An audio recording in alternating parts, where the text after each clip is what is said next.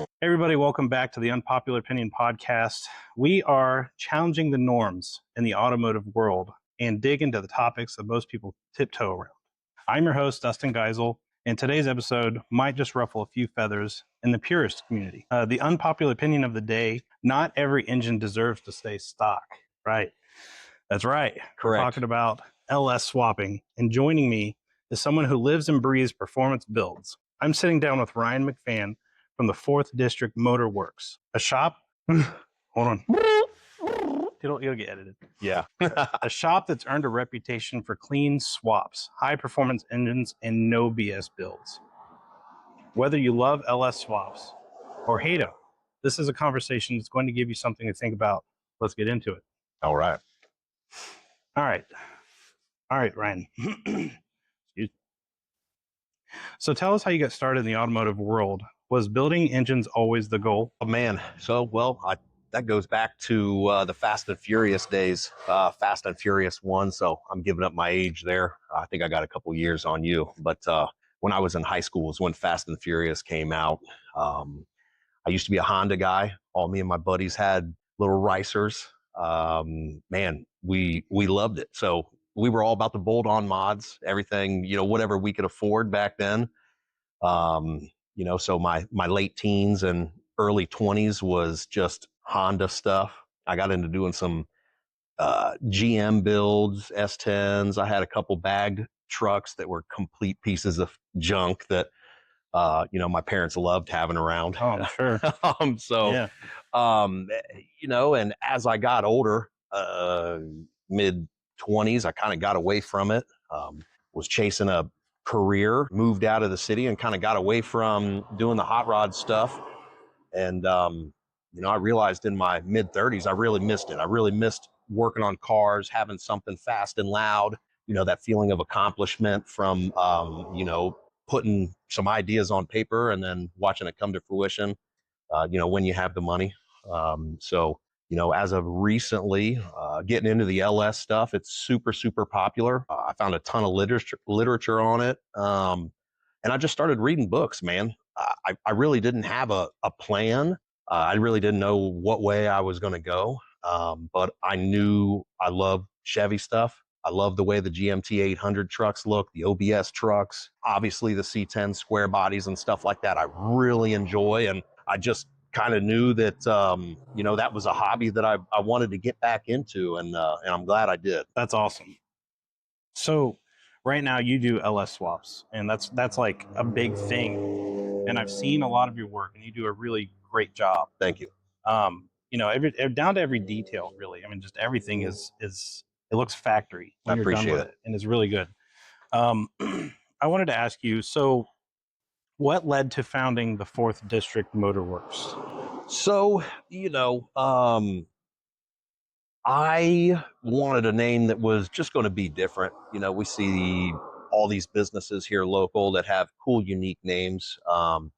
And I didn't want it to be Ryan's Welding or, Urbana Chop Shop or whatever. So I just started looking around, and I kind of liked the industrial feel of district. And I just started throwing some words down on paper. It was election year, right around, I think it was just right around COVID, and everything was political. And I was just like, man, I was thinking of Urbana and Champaign County type of stuff. And I knew that our voting district was the 4th district in the state of Ohio. And, kind of paying homage to Urbana, I wanted it to stay kind of local. And 4th District Metalworks was what came initially, because I was primarily doing welding stuff, when I got this together a couple years ago. And 4th District Motor Works has kind of, evolved from there. Sure. So a simplicity, really. So obviously, I was watching TV, all the TV shows. The guys were putting the Gen 3 and Gen 4 LSs in them, in their swaps, talking about junkyard motors. It was cheap. So the big thing in starting this whole thing was the budget. So what can I afford? I got Ford buddies. I know that I couldn't afford to get into the Coyote game. I have buddies that do diesel. There's big diesel builders here in the area, and it's money, money, money. So when all the social media and the stuff that I'm reading is, oh, these things are junkyard ready, man. Pull them out, clean them up, throw a cam in them, 3, 4, 500 horse, the Gen 4 stuff. And those internals are good for, guys are throwing boost on them with stock bottom end and getting crazy horsepower numbers.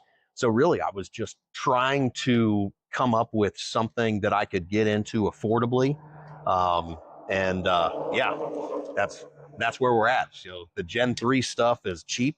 They're a dime a dozen. And, that's why we got into it. Yeah. Yeah. So like the LS engines have always been pretty bountiful. They're everywhere. Yeah, absolutely. And it seems like everybody does them. And that was kind of how I was when I started doing like 4L60 transmissions. Right. There was always somebody on every freaking corner, it seemed like, that did them. And I needed to find something that, like, yes, I wanted to do them, but I wanted to make it mine.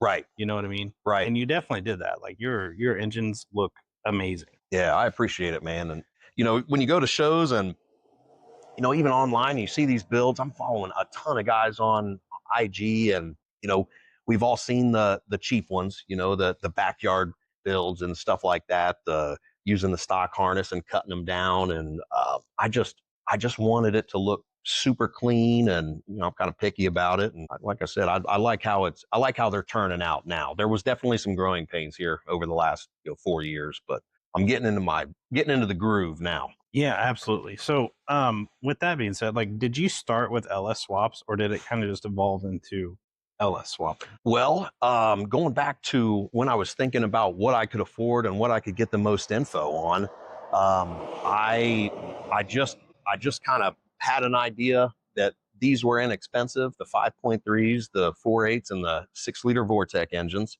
I knew there was a ton of trucks like that in junkyards and for sale. I mean, I can't tell you how many times I'd be driving down the road and seeing a Silverado split in half. And I was like, oh, dude, that's got a 5.3 in it. I could hop that thing up and it was just an idea, and I just ran with it. It was, once I bought my first one, it was super easy to work on. And the parts were affordable and everything worked together, that you can throw a, accessory kit from a 5.3 on a 6-liter, and, the headers, everything kind of fits, and it's, like I said, that's how it's kind of happened. Yeah. Yeah. And I kind of did the same thing. I was buying 4L60 transmissions and 6L80 transmissions and just learning about them and figuring out what fails and, how it could make the product better. And I mean, there's just a lot of research, and I've seen you research. You do like a deep dive into your research when you do it. Absolutely. And there's just so much info out there. So, I'm behind the game. You know what I mean? Like, there's guys doing crazy LT and LSA builds, and even getting into the new Corvette motors and things like that. And I just I'm learning every single day. And I forget where I was going with that. Oh, good. Let's do that. What was that question again? It was, did you start with the LS swaps, or did you evolve into it? Yeah. Started with the LS swaps, man. They're cheap. There's tons of them around. They're easy to work on. And once I broke down my first one, I knew I'd made the right decision. Yeah, laying everything out, man, putting the bolts in the bags and writing the notes down. Yeah. Halfway through, you're like, what did I do? This is never going to be the same. Right. It's never going to work. All right. So for those who might not know, what exactly is an LS swap and why has it become so popular? Oh, well, the LS swap, I'm dealing with the Vortec engine. So I'm dealing with the iron block from 99 to 2006, 2007 trucks. That's really the most plentiful out there, really up to 2012 into the Gen 4 series before they switched over to all the complicated shit in 2013, I think it was, when you went to the LT shit. But the LS Vortec iron block, aluminum heads, detuned. These things are in trucks. They're torque monsters. They have a small cam profile. That's why these trucks are going 300,000, 400,000, 500,000 miles, because they're just detuned from the factory. So they really open up with a cam. The LS, typically was, back in 96, 97, GM came out with the LS1, the all aluminum 5.7, revolutionized the whole the whole thing. So it's Right. yeah. So the Vortec blocks, technically, that's what they are. Some guys get into arguments about that. Oh, it's not an LS swap, blah blah blah. But we're in that category. That's what we're under that umbrella. So Okay, so when you're dealing with the LS engines, what makes the LS engine a good platform? And are there downsides or limitations to be aware of when doing these? So obviously the plentiful parts. Okay. Tons of information out there. Again, we're not reinventing the wheel. That's what makes it so easy for the average Joe just to hop into the stuff like I did. Okay. So the whole engineering of the LS series is just ingenious on GM's part. And we can get into what they screwed up with going with the AFM and the variable valve timing and that stuff there's later years. But the Gen 3 stuff is just it just worked. It just worked. You could throw cam in there and 400 horsepower and a tune if you got a good buddy that'll do the tune, for pennies of what other swaps can cost. So that's the upside. Downside is all the jokesters on Marketplace, and that's another reason why I came up with the business idea that I did, is because I got ripped off a couple times with buying motors. So I'd say there's, like I said, I'm a huge GM fanatic. I don't see any downfall to the Gen 3 LS series, but as far as like on a personal level, dealing with finding good parts in the very beginning and getting a good core, you're dealing with 20-year-old plus engines. That's the only downfall, is dealing with people and finding a good core that's affordable. And, if you can do that, obviously it starts with a good core and you get a better experience out of the whole thing. Right. So I guess that's answers the question. Yeah, sure does. Give me 1 second. I'm going to adjust this. Yeah. You're fading in and out there, bud. Try that. Fading in and out. Oh, shit. We're good now. That. Yeah. All right. Technology. Mm-hmm.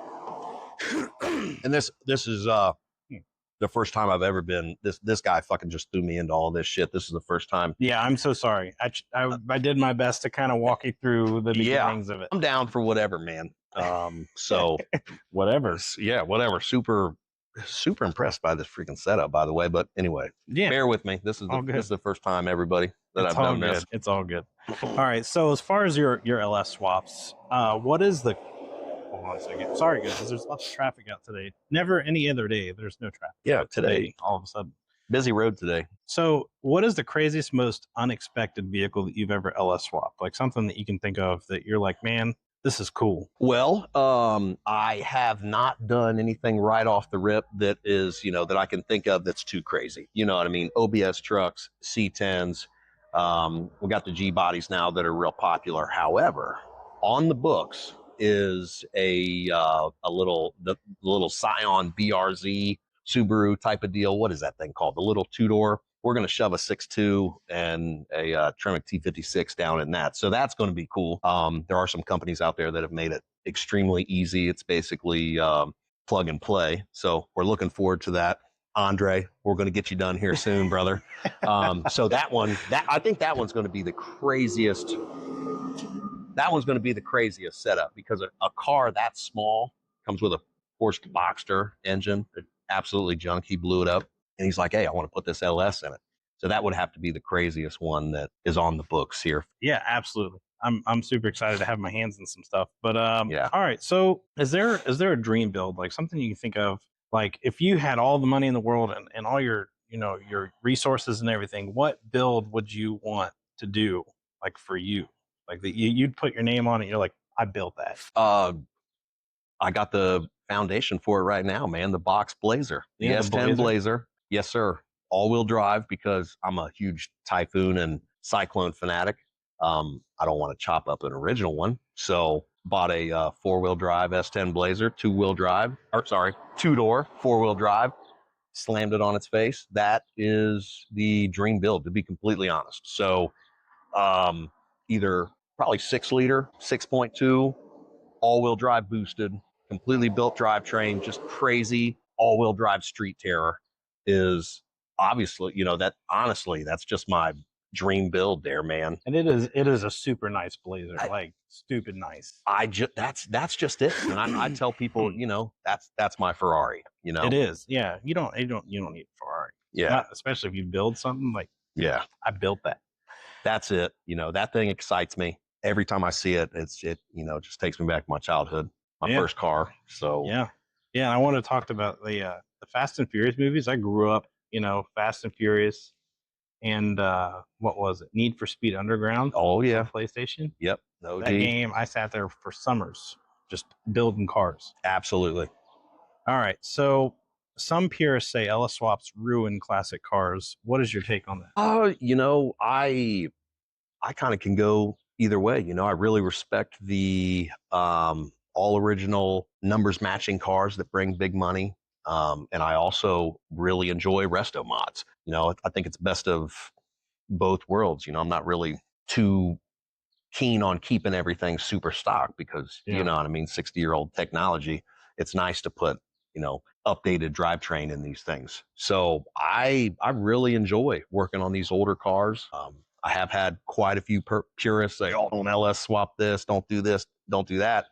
But then if you get behind the wheel on one of these things and you can take a, 1980 C10 truck all the way down to Florida or Texas and have AC and cruise control and, coilover suspension. It rides nice. It's an absolute game changer. Yeah. And like, a lot of the older cars, like the transmissions are 2 or 3 speed transmissions. I've done a lot of like 700 R4 builds for people that want overdrive in their like classic car. Mm-hmm. So like it's good to be able to do the LS swap stuff if you want to be able to cruise, especially because speed limits are higher now than they were back then. Absolutely. So like driving a classic car on vacation like that is almost impossible. Exactly. I would say that the national average is probably about 70 miles an hour. Right. You're really racking out, a 350 transmission. Yeah. Or, your potential to blow stuff up and overheat is and not even high. not just that, but to be able to put your foot into the pedal and then do some nasty burnouts. Right. Like, yeah, that's great. Right. So from a shop owner's perspective, how do LS swaps compare to general repair work in terms of profitability and satisfaction? Well, LS swaps, obviously, they take much longer. There's a whole lot more planning involved. Tons of different parts and things that can go wrong, and trying to make everything work can be extremely time consuming. That's something that a lot of customers don't understand, and even myself, I'm still learning that these projects take a lot longer than you'd expect. So from working at other shops, and I have buddies that run other shops, doing the general repairs, the brake jobs, and quick transmission flips and stuff like that. Obviously, on a daily basis, that is fantastic. For a person like me who strives for that instant gratification. So I like to do a little bit of both. Right. That's why we have multiple projects going on here, because that's a battle with every single project. And again, going back to the timeline, anybody in this industry knows that, especially if you're a one-man show, things just take time. Things just take time. And, you might have 40 hours into the car one week, but, you can't freaking charge $4,000 every freaking week. You know what I mean? So you have to find that middle ground and that fair price for the customer. Because you are still competing, not with a lot of people, but there are people out there that do it around here. Yeah. And I've seen some of their work, and it's not to where like yours is, where you're actually like making the wiring harnesses and everything look factory. I will say that it does take a long time, and you are very detail oriented, which I can definitely appreciate.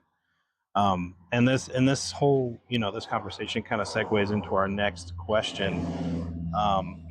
Has the part shortage or regulation changed anything for you? I mean, as far as getting your parts, I know we've had some issues with like bad sensors and stuff like that we've gotten with the LS swaps. Can you kind of elaborate a little bit on that? Yeah. So I went from just, normal wrenching on my own vehicles back pre-COVID. And I always say pre-COVID because it seems like that was such a major change in not only the world, but our industry. And for whatever reason, that particular year, everything post COVID is changed. You know, the parts are hard to get. I just remember being able to order stuff from, you know, Summit and Jegs, and the stuff would show up and it was good quality. And I mean, absolutely everything nowadays, from the China branded stuff, you know, the Holly knockoffs and stuff like that, like everything from eBay up to top brands has issues. You know what I mean? So you just kind of have to go middle of the road and grab, you know, the stuff that's not the cheapest, and then, you know, pray that the right stuff shows up and you're able to put it on there. So Yeah. And I mean, even with like transmission stuff, it's been hit or miss, you know, especially after COVID. It was like, I think at one point, like 50% of the pumps that I was getting were working order. Like the converters were going bad all the time. yeah, And GM, like when I worked for GM, we had a huge problem with the converter stuff. I mean, and they still do, but not as bad. You know, combine that with a strike, you know, when the workers go on strike, it's, you know, it's hard. And I think that a lot of the problem right now is that workers in the automotive industry worldwide are feeling underpaid and overworked and underappreciated. And I think that that's also translating to our workmanship too. absolutely. You know, there's definitely poor workmanship everywhere right now. Yes. You know, and I've even seen it, excuse me, at the dealer level. You know, you get technicians, well, I don't get paid enough for that. Well, you know, it's your job. And if you're going to do a job, then do it to the best of your ability. Even when I worked at McDonald's as a teenager, I knew this was not my career. This was just a job, but I did it to the best of my ability. And that is part of what has gotten me to the point where I am today. Right. And I don't think that we're getting that anymore. No, it's definitely changed. You know, going back to, like I said, I just feel like there was a better quality of parts, you know, 10 years ago. And Yeah. I know I wasn't dealing with it every single day, taking orders and parts and doing as many orders as I am. So I Yeah. know that percentage is kind of changed, but Yeah. it's just, I really feel like it's a gamble. You know what I It mean? is. I feel like putting a hard deadline on anything is really tough in this industry nowadays. Yeah. So That is another thing. People are sticklers for the deadlines. yeah, And there are so many different things that are out of your control that it just makes it so hard to stick to the deadline. You can give them an estimated time, but you cannot give a hard deadline. I mean, I've seen you struggle with it. I've struggled with it, you know, and when you give somebody like a guesstimated time, they stick to that he said he's going to have it done by then. But, right. you know, you've got 4 broken exhaust bolts. You're completely rebuilding a car with a whole new powertrain in it. You know, your Chinese parts or whatever you're getting from Summit or whoever, you know, you get a bad sensor in the new package of parts. Like there's so many different variables, and Right. people just don't understand that. Right. Recalls. You know, we just are dealing with, Holly just shot out some recalls here within the last month. So the Sniper 2 EFI, you know, and the fuel pressure regulator kits that I was waiting weeks on, then they shot a recall out. So I had to tell the customers, hey, this is what's going on. We have the Sniper 2 issue here with John's truck. It's just, you know, you buy this high quality stuff, you know, for these guys that can afford it, you know, and I'm having the same issues all the way across the board. It doesn't matter what you spend. There's still issues with everything. Yeah, everything. It's all a problem. We're going to take a break just a second. I'm going to make sure that we're still recording on my phone, and then we'll come back. All right. Dude, this is cool. This is super cool. Oh, all right. Got a little B-roll. Yeah. All right. So this is going to be a rapid fire segment. Basically, I'm going to ask you questions, and you just kind of tell me what you think about it, because we're trying to get to know you a little bit better. First one is, what is an LS swap car that would make people really mad? 67 to 69 F body. Yeah. Yeah. Was it just like swapping the original engine of it? I don't know what color. Oh yeah. Yeah. If you got a numbers matching Firebird Camaro, you're going to piss a lot of people off if you're resto modding that. We should do it just to piss people off. Yeah. Big hey, if anybody has one that wants LS swapped, get a hold of this guy. We're going to make the world man. Jamin, let's go. Let's go. All right. So one engine you secretly think is overrated. Yeah. It's an overrated engine. Overrated engine? Dude, I would say any of this 2007 plus stuff with AFM, all these guys love it. You know, I got to do the AFM delete, blah, blah, blah. You know, Yeah, I'd say anything with active fuel management, variable valve timing. Yeah, they've had a lot of issues here lately. My truck is doing some weird stuff too, and it's out of warranties. Yeah, anything GM when they started doing that AFM shit. Yeah, but yeah. What tool can you not live without in your shop? Little red. Little red. Tiny little red screwdriver sitting right there with a 30-degree bend in it. It's magnetized. little flathead. Old Clay McFann. My dad, I don't know if he gave it to me or if I stole it. Okay. I think that's an OG Honda part he might have ganked from back in the day. But yeah, I can't live without it. Mine is my electric impact. Copy. Yeah, I gotta have an electric impact. Worst customer idea you've had to talk someone out of? Oh, man, I want 1,000 horsepower short bed Chevy that can tow and drive down, tow whatever I want, drive it to Florida, AC, grudge racing truck. All of the above. He wanted all of the above. He wanted a unicorn. Yeah, bless his heart. Well, if these what's a performance truck out there? The Raptor. Yeah, Ford Raptor's a performance truck. Dodge has got their units too. Those are $100,000+ trucks. Oh, I think he said to me the one time, he was like, "Oh, well, if you can do that with the Ford Raptor, that's what I want with this." I was like, "Brother, it's a 2003 rusted out short bed Chevy." So yeah, that's not really a fair comparison though, because like in the when you're changing settings in those trucks, you're changing the tune of the truck too. Absolutely. So like that's not fair. We're talking about your engine. What is something that people always get wrong about engine builds? That's a good one, man.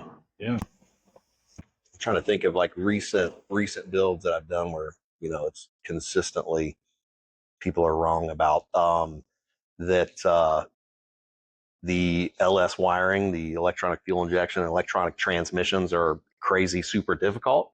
Right. I don't think that they are.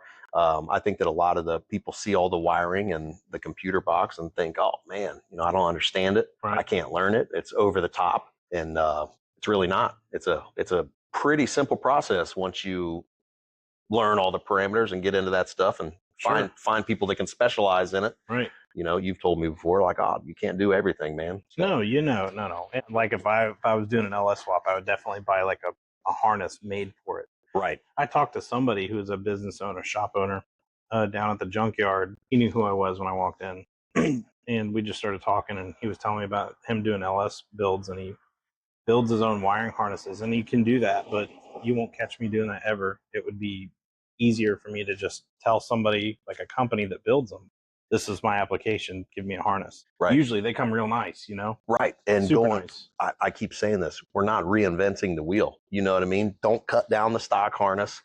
The wiring harness is the nervous system to the swap. Sure. Yeah. Don't stick 20-year-old junk back in it. You know what I mean? Go with a standalone harness. That's the way to go, man. Right. So we've got this beautiful car behind us, and you just finished the LS swap on it. I watched you do the tune, and it runs amazing. Like, this thing is awesome. You put a new dash in it. Yeah. That's something that I've always been kind of like weary of, putting dashes and stuff, the electronic dashes, because I've never done it before, and it just looks so good. Yeah. Can you tell us a little bit about the build and some of the issues that you ran into with it? Yeah. So it's a 1987 Monte Carlo SS. This is the first G body swap that I have done. Customer wanted, 500 horsepower or damn near to it with a specific budget. So the research started immediately. I know that I wanted a 6-liter. I really enjoy using the LQ9 bottom end. It was coming out of the Escalades, super popular swap. I had a ton of 4.8 and 5.3 sitting on the floor, so I snagged some 706 heads that were not Castec. Threw some 706 heads on there. Asked the customer what he wanted to do as far as cam. He watched a lot of videos. He was kind of particular on the Chopacabra cam.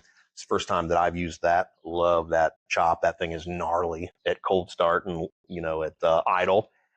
And he just wanted drivability for him and his son. He was having fuel issues, with the old, I think it was a 305, might have been a 350 sitting in it. It came as a roller, so that helped me out too. So I think he said it was maybe a 350.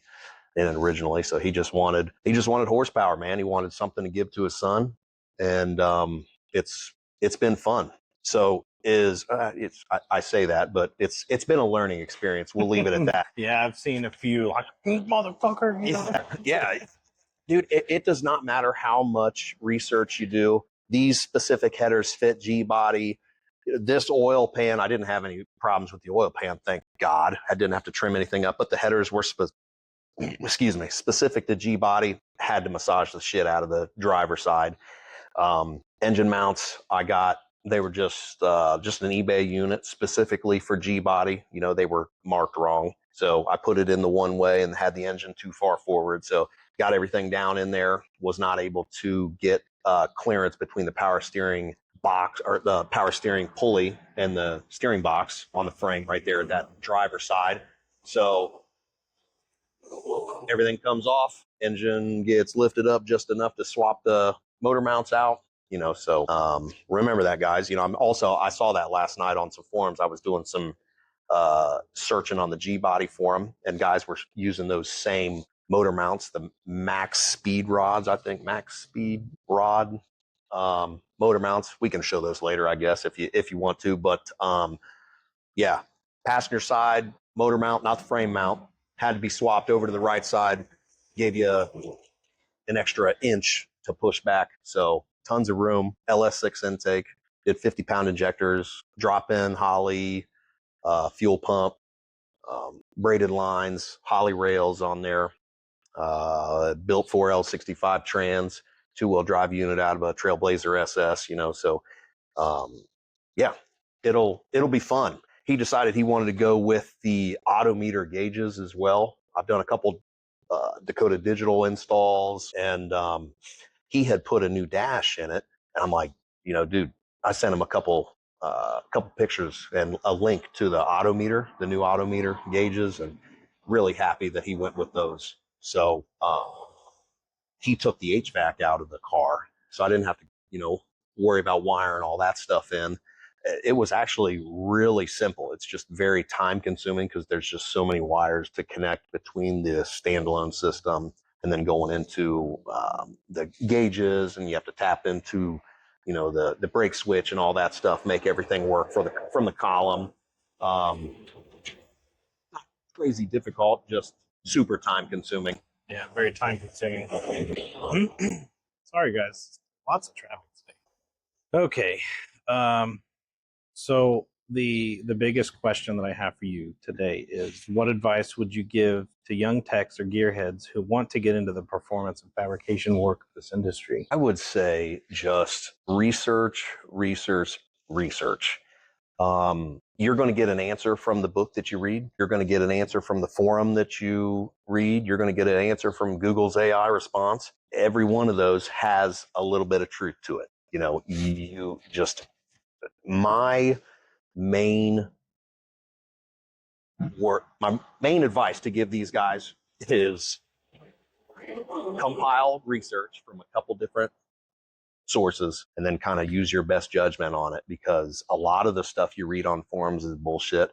I don't know if, like, nowadays people just get off on giving people the wrong advice. A lot of the stuff that I see on the forums is completely dead wrong, even in the specialty groups on Facebook. So the biggest thing is to set no hard deadlines. Take your time. Understand that the first project you do, the first G body, the first F body, the first square body that you do, you're going to learn a ton. Try not to get stressed out. If you do have a deadline, order that specific part from 2 different people, because the one's going to show up right. We're batting like 50-50 on parts, even from the big box stores here local. It's difficult. So the biggest thing is just the timeline. Just don't get too fixated on the timeline, and don't get too fixated on one specific solution that you read online. Just keep an open mind and just do it. Just figure it out yourself. Just do it. You just got to do it. We're in a Nike commercial, guys, but for cars. Yeah. Hell yeah, dude. I totally understand that. All right, man. Well, that's a wrap on today's episode of the Unpopular Opinion Podcast. Huge thanks to Ryan McFann from 4th District Motor Works for coming on and sharing his passion for LS swaps, engine building, and doing things the right way, even when it goes against the grain. If you want to see more of Ryan's work, check out 4th District on Instagram, Facebook, and YouTube. As always, if you liked what you heard, hit the follow, share the episode, and leave us a review. Got an unpopular opinion of your own? DM me. It might end up in future episodes. Thanks for tuning in, and I'll catch you on the next time of the Unpopular Opinion Pod. Yeah, buddy. Yeah, buddy. That's legit, man. Legit. That was a nice little switch up, too, from the daily grind. You like it? Yeah, man. I like that a lot. You know, like a politician, next time we're going to go over